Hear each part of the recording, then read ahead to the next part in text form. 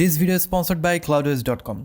আমরা যখন ভিডিও ধারণ করি তখন কিন্তু দেখা যায় আমাদের যে মোবাইল ফোন রয়েছে কিংবা ক্যামেরা রয়েছে সেটার যে ডিসপ্লে রয়েছে ওইটার উপর আমরা ডিপেন্ডেন্ট হই। ওইটা দেখে কিন্তু আমরা আমাদের যে এক্সপোজার রয়েছে সেটা সেট করি। পরবর্তী সময় রেকর্ড শেষে যখন আমরা সেটাকে এডিট করতে বসি অনেক সময় দেখা যায় আমাদের যে ভিডিওটা ছিল সেটা ওভার এক্সপোজড হয়ে গিয়েছে, লাইটিং বেশি হয়ে গিয়েছে, আবার অনেক সময় দেখা যায় আন্ডার এক্সপোজড হয়ে গিয়েছে। তার মানে আপনার যে ওভারঅল যে ছবিটা রয়েছে বা ভিডিওটা রয়েছে সেটা ডার্কার একটা ছবি বা ভিডিও আপনি পেয়েছেন।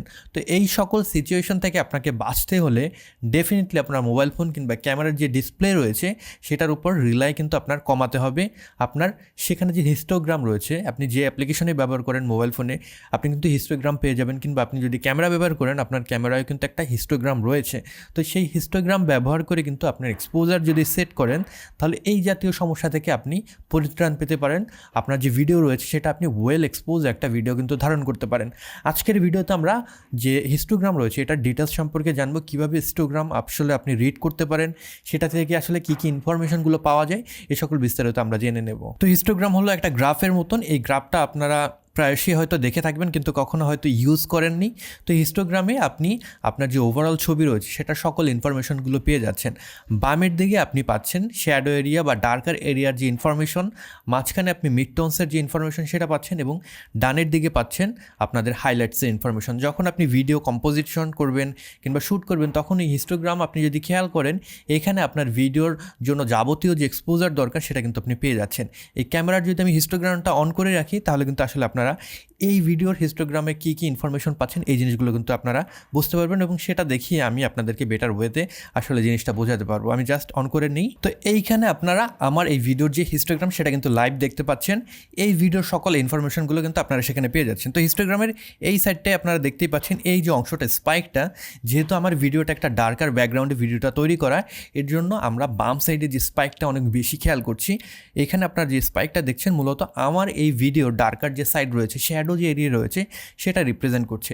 যেহেতু ডার্কার এরিয়ার আমাদের এই ভিডিওতে আধিক্য বেশি, এর জন্য আপনারা এরকম একটা আসলে স্পাইক দেখতে পাচ্ছেন। আমি যদি জাস্ট আমাদের যে ডার্ক এরিয়াটা রয়েছে সেটা যদি এভাবে এটা দিয়ে ঢেকে দেই তাহলে দেখতেই পাচ্ছেন ওখান থেকে স্পাইকটা সরে গিয়ে ওটা কিন্তু হাইলাইটসের দিকে আমাদের ডান সাইডে কিন্তু চলে যাচ্ছে। এবং মাঝখানে যেটা রয়েছে মূলত এই জায়গাটায়, এটা হলো মূলত আমার যে ছবি সেটা লাইটটা আমার ফেসের উপরে পড়ছে মিড টোনের যে এরিয়ায়, সেই এরিয়া জুড়ে আমি রয়েছি। তো এর জন্য আপনারা ওই জায়গায় একটা স্পাইক পাচ্ছেন। তো মূলত আপনি যখন ভিডিওকে আসলে ধারণ করবেন বা ভিডিওর জন্য প্রস্তুত হবেন তখন আপনি চেষ্টা করবেন সবসময় আপনার মিড টোনস যে এরিয়া রয়েছে বা সাবজেক্টের যে রিডিংটা রয়েছে ওই রিডিংটা মোটামুটি 60 বা 70 এইরকম লেভেলে রাখতে, তাহলে আপনি আপনার সাবজেক্টের উপর প্রপারলি একটা এক্সপোজড ভিডিও পাবেন। এবং আমাদের বাম সাইডে যেটা রয়েছে আমরা যদি খেয়াল করি একদম এই সাইডটায়, এটা হলো হাইলাইটস এরিয়া।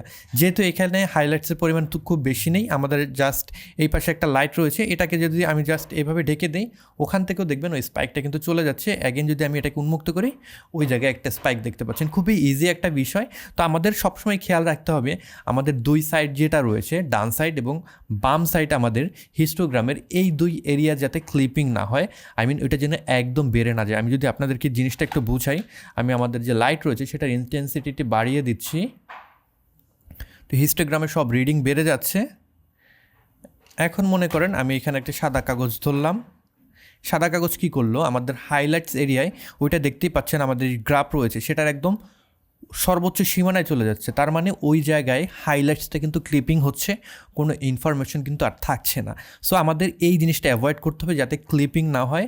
তাহলে কিন্তু আপনি এডিটিংয়ের সময় যদি হাইলাইটস কমিয়েও দেন, আপনি যদি লাইটিং কমিয়েও দেন, ওই জায়গার ইনফরমেশন কিন্তু আপনি আর রিকভার করতে পারবেন না।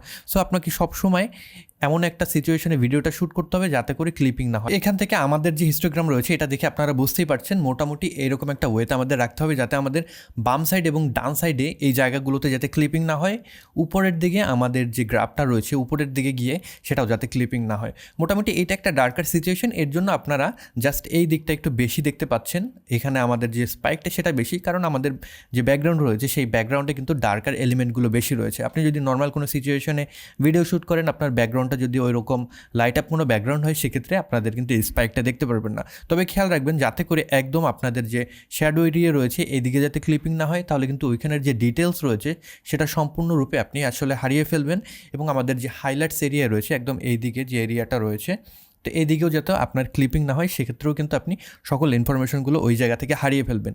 যখন আপনি এডিট করতে বসবেন, কালার গ্রেডিং বা কারেকশন করতে বসবেন, তখন হাইলাইটস কমিয়ে দিলেও কিন্তু ওই জায়গার ইনফরমেশনগুলো আপনি আর রিকভার করতে পারবেন না, কারণ ফার্স্ট প্লেসে গিয়ে কিন্তু ওই জায়গার যে ইনফরমেশনগুলো রয়েছে ওইটা রেজিস্টারই হয়নি, আমাদের সেন্সর কিন্তু এটা ক্যাপচারই করতে পারেনি, সো রিকভার করার কিন্তু কোনো প্রশ্নই ওঠে না। সো হিস্টোগ্রাম ব্যবহার করে আপনি যদি আপনার যে ভিডিওগুলো রয়েছে সেগুলোকে কম্পোজ করেন বা সেট করেন, সেক্ষেত্রে আপনার যে ডিসপ্লে রয়েছে ওটার উপর রিলাইমেন্ট অনেক কমে যাবে, কারণ দেখা যায় ডিসপ্লে এক এক ধরনের হয়ে থাকে, এক ডিসপ্লে এক ধরনের কালার রিপ্রোডিউস করে। অ্যাগেন আপনি হয়তো স্টুডিওতে বসে শ্যুট করছেন, অনেক সময় দেখা যায় আপনি বাইরে বসে শ্যুট করছেন, এই সকল ক্ষেত্রেই কিন্তু আপনার যে ডিসপ্লে রয়েছে একভাবে কিন্তু আপনার কাছে সেটার ইনফরমেশনগুলো রিপ্রেজেন্ট করে, যার কারণে ওটার উপর রিলাই করা যায় না।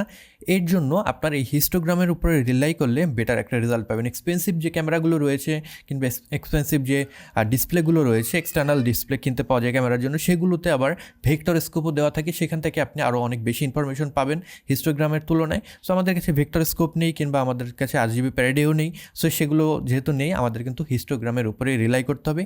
এটা ব্যবহার করে কিন্তু আমাদের যে এক্সপোজার রয়েছে সেটাকে সেট করতে হবে। তো ভিডিওর এই পর্যায়ে আমাদের স্পন্সর cloudways.com-কে একটু শাউট আউট দিতে চাই। তাদের যে প্ল্যাটফর্ম রয়েছে সেখানে আপনি খুব সহজেই ডেডিকেটেড ক্লাউড সার্ভারে আপনার ওয়েবসাইটটি হোস্ট করতে পারবেন। আপনি যদি নর্মাল কোনো হোস্টিং ব্যবহার করে থাকেন সেক্ষেত্রে আপনার পারফরমেন্স কিন্তু অত বেটার পাবেন না, কারণ আপনার একই হোস্টিং অনেকজনের সাথে আপনি শেয়ার করছেন। cloudways.com-এর বিশেষত্ব হলো সেখানে আপনি অ্যাকাউন্ট করে দেন রেজিস্টার করবেন, রেজিস্টার করে সেখানে যদি আপনি একটা নিজের সার্ভার তৈরি করে সেই ওয়েবসাইটটা ওই সার্ভারে হোস্ট করেন, সেই সার্ভারের যে অ্যাসেটগুলো রয়েছে বা যে রিসোর্সগুলো রয়েছে সেটা কিন্তু শুধুমাত্র আপনিই ব্যবহার করছেন। এই কারণে cloudways.com থেকে আপনি বেটার একটা পারফরমেন্স পাবেন, লোডিং স্পিড অনেক ভালো পাবেন। সো আপনি যদি সেটা ট্রাই করতে চান, নিচের ডেসক্রিপশন বক্সে লিঙ্ক দেওয়া থাকবে, সেই লিঙ্কে ক্লিক করে আপনি cloudways.com-এ চলে যেতে পারেন। রেজিস্টার করে 3 দিনের ফ্রি ট্রায়াল কিন্তু আপনি এনজয় করতে পারেন। যদি মনে হয় আপনার কাছে তাদের প্ল্যাটফর্মটি ভালো লেগেছে, সার্ভিস ভালো, পারফরমেন্স বেটার পাচ্ছেন, দেন কিন্তু আপনি সেখান থেকে তাদের সার্ভিসটা নিতে পারেন।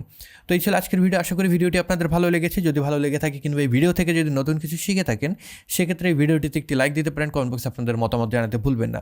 এই চ্যানেলে আপনি নতুন হয়ে থাকলে সাবস্ক্রাইব করে রাখবেন। I'll catch you guys on the next one. Until then, goodbye.